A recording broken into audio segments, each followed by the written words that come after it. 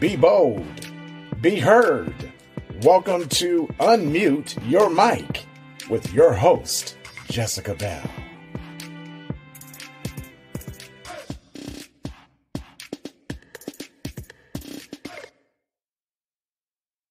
The views, information, or opinions expressed during the podcast are solely those of the individuals involved and do not necessarily represent those of Unmute Your Mic. Hello, everybody. Welcome to another episode of Unmute Your Mic. My name is Jessica Bell. I am your host from Kansas City, Missouri, and I want to thank everybody for tuning in today. If this is your first time, thank you so much for joining the Unmute Your Mic family. And if this is not your first time, thank you for returning. And before we get started, I would love for you all to please go to unmuteyourmic.org and just follow all of our other videos there, like and subscribe. We have so much new content. I'm super excited about our conversation today. I love to meet new people, have new conversations. Marcy is from California, and I'm excited to meet another Californian, even though I'm not there. But thank you so much, Marcy, for agreeing to be on my podcast today. If you could introduce yourself and let us know a little bit about you. Yeah, well, thank you so much for having me. I never take it lightly when someone trusts me with their audience. So thank you so much. I'm Marcy Pusey. I'm currently in California. I lived the last 9-ish years in Germany. So I'm Californian, but also kind of reintegrating into what that means. I'm a mama. I'm a single mama now. So that's actually been part of why I'm not in Germany anymore. Some things happened there. But in my kind of vocation, I'm a story coach. I'm a certified trauma and resilience practitioner, certified rehabilitation counselor. Like, what am I? I don't know. And so I've been around a lot of trauma work and resilience work, and that's both educational but also experiential. Some of my children are adopted through foster care. Some are birthed, dealt with challenges in marriage. And so that just kind of forced me to dig into my therapeutic roots and learn a lot. And so now I'm a speaker, writer, and a coach for people who are trying to get their stories out into the world. And I bring that kind of healing element to my work as well, because I have that therapeutic background. But also I've logistically published 18 plus books. So I know what I'm doing. So a lot of people come to me for help to get their books out into the world as well. So that's a little about me. Well, it's a little, but a lot, because you just said a lot. You have a lot going on, and that's so awesome. So can you just tell us a little bit about how did you land in this work? Because I love when you said, like, helping people get their stories out. That's literally like the tagline for my podcast. And so I think because it's so important for people to talk about, the stuff that they've gone through and, how they've overcame to really reach back and help other people so that they know that they're not alone. So how did you land in this career, this passion? Yeah, first of all, I love the name of your podcast. I'm already like, yes, use your voice, get your message out there. There's so many people who've been silenced who need opportunities. And then those of us who haven't been silenced societally or whatever still need to get our voices out into the world. So I love that. It really began quite young with a form of processing my own world. So I wrote to understand what I was thinking and feeling and experiencing. And as I did that, I also found that when I shared it, other people would sometimes feel impacted by it or feel less alone by it or remove some shame from their experience. And then that would feel so rewarding to me too. So it became first a way for me to process the world, but then second, well, man, I don't want this thing I'm trying to process to be in vain, as if for myself is not good enough. Like, it's a good enough reason. But if I could help other people with what I was learning or processing or experiencing, then all the better. And so when I was a young mom, I began to finally consider professionally writing. Like, what would that look like versus, I don't know, just in my journals or on this little blog I had just getting started way back then. And again, in that process, it was more like, hey, does anyone else think life is hard? My first book for adults, I wrote children's books for adults, all across genres, was a Foster Adopt book on overcoming the challenges. And up to that point, both in my role in social services as an employee, but also as a mom, I wasn't hearing anyone really say that it was hard. I just would go into the agency offices and see posters of like beautifully blended families running through fields of flowers. And I'm like, that is not my family. Like, I must be broken. Like, something's broken. And so when I wrote the first book, Reclaiming Hope, it was more like, anyone else? Anyone else? I think this is hard. And there was a resounding yes from reviews and invitations to speak places. And I learned how important it is to unmute your mic, how important it is to put your story out there, because there's so many other people who think potentially that they're the only ones living that hard thing. And they're not. And then I grew community as a result in the middle of my own hard thing, but I got to bring community to people too. So that's been my journey with writing, and why I do it is really digging into my own experiences and then asking the world if they can relate. No, I love that. And I think that's so important because, like you said, so often people do feel alone. And, certain things are kind of taboo, or people don't want to talk about them, or, it's not popular to talk about things or our feelings sometimes. It is more, I don't know, it's more the it thing to do to make everything look perfect and beautiful. Yes. But meanwhile, there are a lot of things behind the scenes that are going on that kind of, they need to be addressed. And so what did behind the scenes for you look like as you're going into this work and you're doing all these things to help other people? What did it look like behind the scenes for you? Yeah, another great question. Yeah, because putting your story out there, it's very trendy. Like, your story matters, and everyone, should tell your story. It is trendy for good reasons, but the reality is, you're right, it can become very polished. And when someone begins to try and there's backlash from people who are like, no, stay quiet. I mean, I've had that. I get private messages from people like, stop talking. You were much better quiet. We don't want to hear it. You make us uncomfortable, whatever it might be. So some of that behind the scenes process is first me wrestling with my own story and the messages that I've believed about it, or the wounds and injuries that I still feel about it. And there are times where, a lot of people quit because it's like, it's so hard for whatever reason, other people's voices, your own voice. I talk a lot about writer's block and debunking it because I think it's a cop-out for something actually real that we can demystify and move out of the way. But it becomes just a really easy excuse to not do the hard work. So behind the scenes, it's messy. Sometimes I'm wanting to throw my computer, or sometimes I'm crying about it. Sometimes I'm like feeling all the feel-good feelings about how this is going to help people. And that's just like mindset and emotion. That's not even the logistics of where do I put this story? Is it a stage? Is it a book? Is it a podcast? Like, what channel is the best one? And then when you pick the channel, there's all of the, okay, now what? So I've had to learn all those things. And now that's why, as a story coach, and I offer publishing services for people. I get to like help remove some of those obstacles for others because I know they're there. And again, not just logistically, but also the emotional stuff. I know what to expect from most people from a mindset perspective. Who are you to write this book? This book's already been written. You're not going to be able to help anyone. Like, you think you're a writer and you're not. And then all of these messages come in and people get paralyzed and then just continue to live sort of that unwrestled life, where we're just not really touching the things that need our attention. So that's behind the scenes. It can be pretty messy, but what we see is the polished, oh, look, it must be so easy because here's the pretty cover and all the pretty words. But to get there can be years. It can be you're on a journey when you're trying to put it out there just as much as you're communicating a journey. I'm seeing the head nod, Right.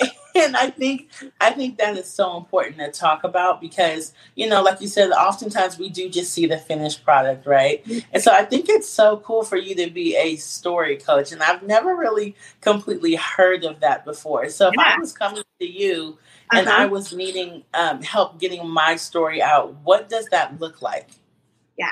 So I start out with an interview, basically wanting to hear from somebody what stories, there's usually more than one, like what stories are the ones that they find themselves telling a lot, or people say to them, hey, have you ever thought of putting that in a book, or you should do a TEDx message, or whatever it might be. So I'm listening to their stories, but also their heart and their passion and who they care about. And I'm asking them some intelligent questions and getting a feel for it.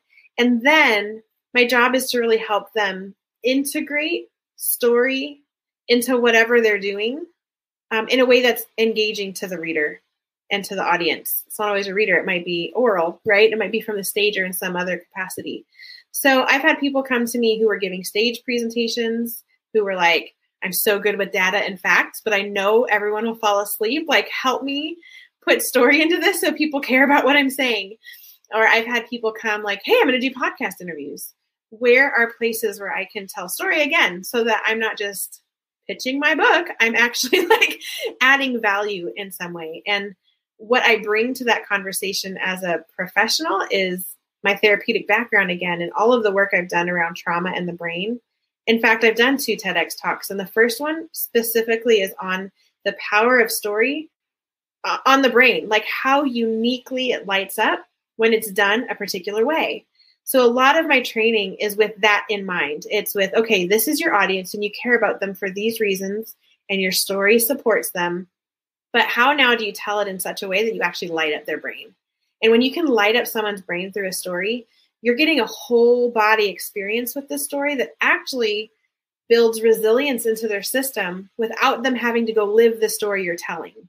So if it's an overcoming story, right, then they're getting a physiological experience with overcoming your story, which develops resilience inside of them, but they just sat there and listened or read. So understanding those elements and what kind of lights it up is then what I bring to the conversation when we're creating story together, so that it's actually engaging the people and not just kind of falling on deaf ears because it was an info dump called a story, if that makes sense. So I help a lot of writers, a lot of speakers, business people trying to get it into their emails and that sort of thing. But I'm really just open to anyone who feels like they have something to say and they just don't know how.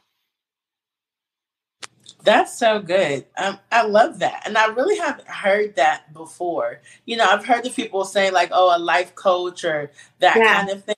But I like that you specifically kind of hone in on getting that story out there. And so just more so on a personal level, how do you do all these different things that you do while being, like you said, a newly single mom? How do you kind of balance those worlds? Yeah. Okay. So I have not mastered it. So it's more like, how am I daily trying to practice the mastery of balance? Even this weekend, I was having conversations with a good friend around how to be more balanced and good boundaries, because I find that people in our line of work can just say yes a lot. We're impact driven. We're passionate. We want to see the world be better. And so every opportunity that comes our way is like, yes, of course I want to be part of that. But it's not helpful to be spread so thin that I'm ineffective in my roles with my clients or with my kids or whatever it might be. So the way I balance it primarily is understanding myself. I've done a lot of work like Myers-Briggs and Enneagram, and I have a purpose and clarity coach, like who has helped me understand how I've been wired, which has removed a lot of shame and self-criticism and comparison. It's just like, oh, this is just how I was made. I can stop being mad about it and start doing what I've been made to do. But then that's also made space for me to invite other people into my little community, so to speak, to fill in some of those gaps. So like I mentioned, I've got a coach and good friend who's a regular part of my business, doesn't actually do anything for me in the day-to-day, but it's just this constant voice that can remind me what my strengths are. And also like, hey, this might not be your strength. Let's organize that better. Let's prioritize things better. So having community, essentially like I have a team, but we're either other coaches supporting each other, networking, and then just committed to building each other up. And then actually doing the things that I get advised to do, right? So it's one thing to get all the feedback. It's another thing to act on it. So again, even these last few days, as a result, I'm adding things to my signature. Like I check my email once a day. You can expect to hear from me within 48 hours and then honoring that by not checking it more than once a day. So putting some really good expectations in place for clients or people reaching out to me, but then really being disciplined to honor those things for myself, because, we're better people if we're taking care of ourselves. We can show up healthy versus unboundaried and spread thin and then less effective. That's good. And that's kind of what I was going to ask you about as far as like what your self-care looks like, because I know a lot of times people who are coaches or just who generally just pour into other people, they're constantly giving and giving and giving. And sometimes, we have to be like, oh, wait, I need to eat today. Oh, wait, I need to do something today. The self-care kind of falls. So I love that you mentioned like having a good community and having people around you, because I think it really just makes us better balanced people. And it's always good to have people who can pour into us, as we're giving to other people, because I think that's just so awesome. So could you share a little bit more of, your story with us? I know in the very beginning you talked about that you have foster kids or you've adopted. Could you share a little bit about that as well as the children books that you said that you wrote? Yeah. So some of my story is that I was raised on welfare in a part of Southern California that was sketchy at times. My mom was a single mom for 3 years. And I think like being born and raised into a place where people were still trying to just learn how to grow up themselves created an environment where I, as just a little kid, took on that if I can be less of a burden, then I'm valuable. Like I'm more valuable. The less that I like add to your plate, this very full plate of just growing and maturing and learning how to heal from your own childhood stuff, the more value I have. So that led me into like the therapeutic work, the social service work, the adopting kids. Like there was so much of like, if I can give to the world, I have value. But if I burden anyone in the world, then I lose value. It's not true. So anyone listening, that is not actually how it works. But I had assigned this message to my own life experience for a long time. So then, I just, having worked in social services, I knew that there were not enough homes for kids in foster care who needed them. And kids in our area in the Central Valley of California were actually being sent to like out of the city into other places far from their school and their neighborhood and all of the things that were familiar. And so I just thought, gosh, if we can be one home, if we can offer one home to those kids, then at least we get to prevent that for somebody.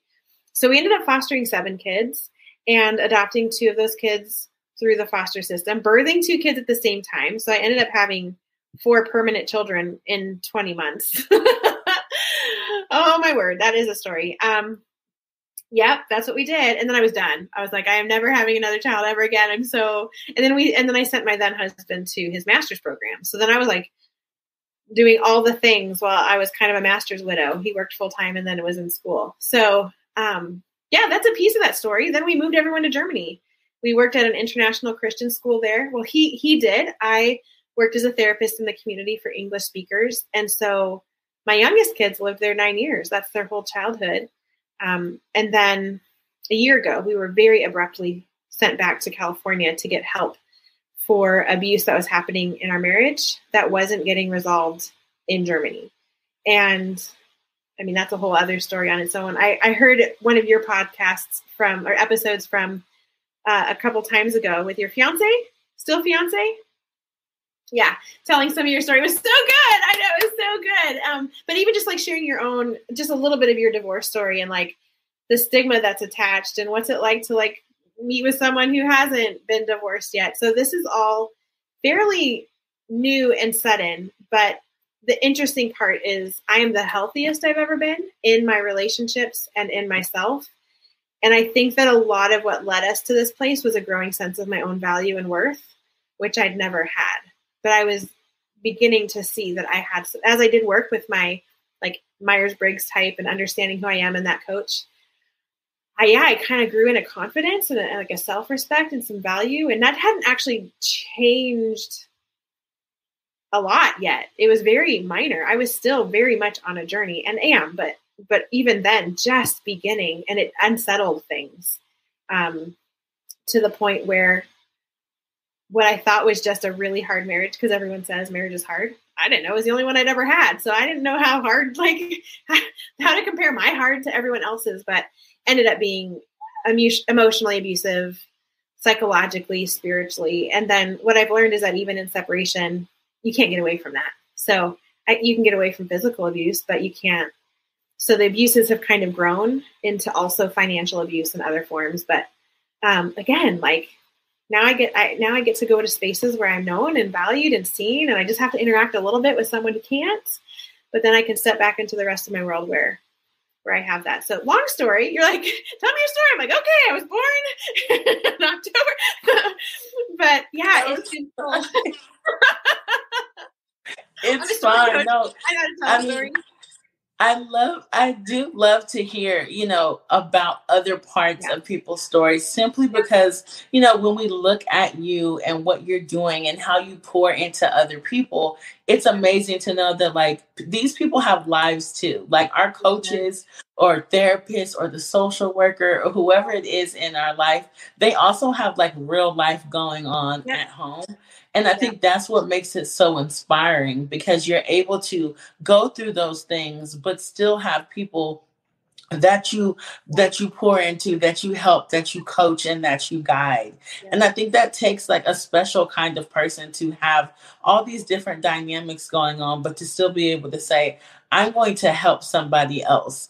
Because oftentimes, we can get so caught up in our world when all of those things are going on, and we've got so much that we're battling with that, then it's like, oh, I got to stop this thing, or who am I to be able to coach somebody when I'm going through this? But in reality, that's exactly why you can, because you have that resilience and, you're able to keep going. And so how has that been for you? How has it been to like be going through your own personal things, but also still very much have, this passion and being able to kind of help people tell their stories while your story is still being written?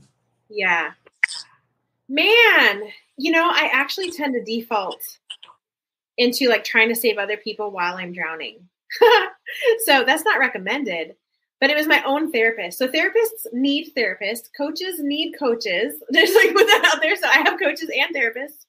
And mine too was like, Marcy, this isn't the time to like try to heal everyone as you're learning how much pain there's out there because you're experiencing it. Like I felt like I was initiated into a club of women, especially from the church. I come from a Christian faith experience, and that added a whole other element of people's opinions around my experience, right? I was leaving abuse, but I filed. And because I filed, I was the wrong person.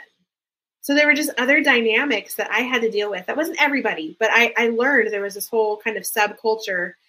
And then I had then my heart is bleeding for every woman who's ever had to experience what I'm walking through. And then I want them to all know they're not alone, but I'm drowning. So, so it's almost like I had to do a little bit of the reverse, like allow myself some time to heal and to take time to let myself feel things and to get away. You asked like some self-care things that I do. One is like quarterly, I try to get away to the ocean for 2 nights and just be, and let whatever feelings come, catch up on work if I need to. I know that doesn't sound like self-care, but to get away from the dust and the laundry and the schooling, to be able just to focus on what I love doing has been such a support. So I've actually had to learn to pull back a little. I'm not great at it. I'm still not great at it, but because I think too, there's a lifeline in there. There's a, if I can help someone while I'm hurting, it just always seems like it's bringing value to the thing that I'm trying to heal from. And it's true. There is so much good there, but it can be detrimental. So I'm trying to find that balance too. What does it look like to help people? So for example, I am a therapist. I don't do marriage counseling right now. And I stopped that a little while ago. I love individual counseling. I love working with children. I love working with trauma, but it just feels too close to home for me with some of the things that I've experienced and I'm still experiencing. And I know I'll have an element of bias or trigger that nobody needs me to bring to the conversation.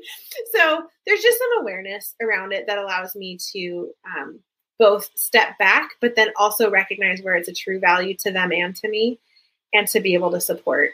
And then I think writing specifically, it's like I'm talking to someone the whole time, but they're not there yet. And so all of the drafts involved in writing, the feedback from editors, the process of designing a cover, all of that feels like I'm engaging another human, but it's still just private. And so by the time it gets out into the world, it is that polished, really helpful thing. I'm whole and healed for it to a degree. And now they get to be also, but there's some distance versus like the one-on-one conversations that happen in real time. So that's some of how I navigate it. And then just having good buffers. I know I cannot book my whole day. I know I still don't have the capacity to work at a full capacity that I might have had before. I need white space. I need the possibility of a nap if I need one, in my day. So, just recognizing that I'm still on a journey and there's so much value in that for someone who's a step behind me, but then also pursuing those people who are a step ahead of me and being committed to doing the good work. And it's just going to be a lifelong experience. That's so good and very inspiring. When you said the part about, sometimes you feel like you're drowning, but then you want to help other people. I think there's something very real in that, because it's almost like nothing that we've gone through or the pain that we've gone through is not in vain as long as we're able to help other people. Yeah. So like you said, you don't have to be perfect or already completely on the other side of something to be able to help somebody with it. And I love that, because I think it, like you said, it kind of puts purpose behind what we've struggled with, right? So it's not like you're just hiding in this corner, but instead you're like, this hurts and I'm going through it. And if I'm hurting while I'm going through it, then that means somebody else is too. Yes. Yeah. And I think that is so beautiful, because I think that we can very much so in our hurt help other people. I had somebody tell me that a long time ago. They're like, sometimes you need to help people with the thing that you're hurting with the most. And in that, you can find healing, because as you're helping somebody else, it does heal you. So that is so inspirational. I've so enjoyed this conversation. Aww, it can definitely keep going on. But if you could just take a minute or two to talk to somebody who is listening and maybe just give them some word of encouragement, I think that would be very beneficial. Yeah. Okay. Yeah, absolutely. I think one of the things I've learned about unmuting my mic and allowing my voice to step out into the world, especially now in this new experience for me of leaving an abusive marriage within a church framework. Even though it's trendy, it's true. Your voice really, really does matter. And it might cost relationships. It might cost reputation. It might cost security. It might cost things. But the gift that you give to yourself first in that kind of bravery, and then to others, by raising your hand saying like, hey, you're not alone. If I'm here, if you need it. Or just, even if you just need to know that you're not walking this experience alone, that there is a club. None of us wanted to be in it, but we're in the club. And if you're in the club, like, you're not alone. The value of someone hearing that is so significant. I think our culture, specifically in the West, can be very isolating and focused on independence. And we lose the survival value. It's built into us from a survival perspective to have belonging spaces. And so you get to bring that. As much as you need belonging spaces, you get to bring them too. And your voice does that. And quick story, because it can't, a story coach can't end it without a story. One of the books I published while we slept is a true crime memoir that happened to us. And I did get low-key threats from family members, and I did lose relationships. Being someone who wanted to keep everybody happy, to feel valuable, it was hard to feel like I was disappointing a group of people who had not read it, were misjudging my heart, misapplying all of their frameworks to the situation. But I had to step back and say, like, who am I really serving here? Like this small group of people who've never invested in me anyway, who are willing to threaten me without reading it, or this whole world of people I know are out there who've gone through hard things and want to know how I did it to support them on their journey. And that's why I wrote it. Actually, there were journalists here a lot, and they would say, how are you okay? Like, I just did this other interview and then the guy killed himself after I left. Like, life is so hard. Like, how are you okay? And I wrote a book to answer the question. So I put this book out into the world, dragging my feet. Don't get me wrong. I had a friend who had to say, like, go publish. It's done. Why haven't you hit publish? Because I'm still scared. But I immediately got feedback from people. Like, one woman wrote in to me and said, I've been laying in my bed contemplating taking my own life with depression for a long time. And I had a chance to read your book. And I realized if you can overcome that, I can get out of bed today and drink some water. And I can do that again tomorrow. And I can do that again the next day. And I just was like, man, if I had held back that story in fear of the costs, that person would, who knows? Who knows if they would have ever gotten out of bed, if they would have given into the lie that their life had no value and shouldn't be on earth. And to think that the bravery of putting my story out there could impact somebody in that way, like, it's mind blowing. So back to what would I tell you, dear listener? Your story matters, and you have no idea what's on the other side of it. You can see maybe some of the costs now, and those are legitimate, and you've got to feel those and face them and make decisions about them. But don't let them hold you back if you're called to tell a story. If you're called to impact people, then do it. And you have no idea the ripple effect. And we could, all of us, think of anyone who's impacted us. I think of Brene Brown and her TED Talk that she didn't want out there. She almost called them to take it down, I understand. And she didn't, thinking no one would see it. And then everyone saw it. And she was mortified. And yet we've all had our lives changed by it. I'm like, don't be that. Like, be the Brene Brown. Don't be the person who in their fear holds it back and then prevents everyone from the growth and inspiration and encouragement and hope that your story could give them. So those are my words to you. Thank you so much. It has been a true joy talking to you. Real quickly, can you let everyone know where or how they can find you or stay connected with you? Absolutely. So I have multiple different places. I'm on Instagram. I'm on Facebook, LinkedIn. MarcyPusey.com is my primary website. That will also take you to my press, where I help people publish books and get their stories into the world. That's miramarepontepress.com. And I've got communities, speaking of community, for just about everyone. I have a writers and illustrators community called the Writer's Block. I have a Called to Proclaim community for people of faith who feel called to tell their story and just need to learn how to tell their story. And then I have a Facebook group called Reclaiming Hope. You are more than your traumatic experiences. That's free on Facebook as well. So if you've got some trauma and healing work to do, or you just want some connection with other storytellers and creatives, there's lots of opportunities to be in community with others who are doing that too. So.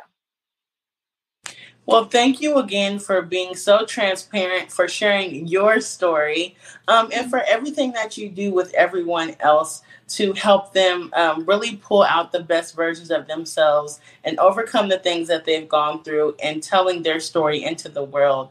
By you doing that, you're not only using your story, but you're allowing and showing other people how to use theirs. And so I really appreciate that. I believe you're touching generations, and people for years to come will be grateful and blessed that they came in contact with you and that you helped them. So I just want to thank you again. And I want to thank everybody for listening to another episode of Unmute Your Mic. As always, please like, subscribe, and follow. You can go to our website, unmuteyourmic.org. We are on YouTube, Facebook, Instagram, Apple Podcasts, Spotify, anywhere where you find a podcast. Thank you so much. Don't forget to be bold, be heard, and unmute your mic. Thank you. Thank you for tuning in to Unmute Your Mic. Be sure to tune in next time when Jessica takes her mic off mute as she continues her journey to find stories that inspire and uplift our community.